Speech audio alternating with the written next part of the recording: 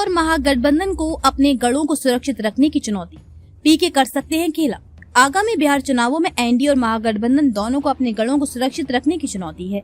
पिछली बार का करीबी मुकाबला और जसूपा की उपस्थिति मुकाबला कड़ा कर सकती है। एनडीए को 8 जिलों में पिछली हार को सुधारना है, जबकि महागठबंधन को सीमांचल में वोटों के विभाजन से बचना है। दोनों गठबंधनों की निगाहें एक दूसरे के गढ़ों पर है। पिछले विधानसभा चुनाव में एनडीए और महागठबंधन दोनों को मिली सीटों ने ये साफ कर दिया था कि जनता अब एक तरफा वोट नहीं करती। कई सीटों पर बेहद करीबी मुकाबले हुए थे। महागठबंधन ने जहां सीमांचल और कुछ केंद्रीय जिलों में बढ़त बनाई, वहीं एनडीए ने उत्तरी और पश्चिम बिहार में मजबूत पकड़ दिखाई। भाजपा जहां प्रधानमंत्री नरेंद्र मोदी की लोकप्रियता और केंद्र सरकार की योजनाओं पर भरोसा कर रही है, वहीं जदयू मुख्यमंत्री नीतीश कुमार की सुशासन और विकास की छवि को भुनाना चाहती है। हालांकि एनडीए के सामने ये चुनौती भी है कि पिछले कार्यकाल में जनता की नाराजगी को कैसे संभाला जाए।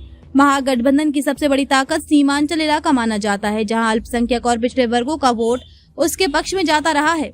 लेकिन इस बार जसूपा, जनता समाज पार्टी या अन्य उभरती ताकतें की मौजूदगी महागठबंधन के लिए सिरदर्द बन सकती है। चुनाव करीब आते ही नेताओं की बयानबाजी भी तेज हो गई है। एनडीए जहां महागठबंधन को अस्थिरता और भ्रष्टाचार का प्रतीक बता रहा है, वहीं महागठबंधन एनडीए पर विफल शासन और बेरोजगारी बढ़ाने का आरोप लगा रहा है। महागठबंधन के सामने सबसे बड़ी चुनौती ये है कि आंतरिक कलह या सीट बंटवारे का विवाद बाहर न झलके। कांग्रेस, राजद और वामपंथी दलों के बीच तालमेल बना रहना बेहद जरूरी है। अगर मतदाताओं को महागठबंधन बिखरा हुआ दिखा तो इसका नुकसान सीधे वोटों में झेलना पड़ेगा। आगामी बिहार विधानसभा चुनाव में एनडीए और महागठबंधन दोनों के लिए ये गढ़ बचाने और गढ़ तोड़ने की लड़ाई होगी।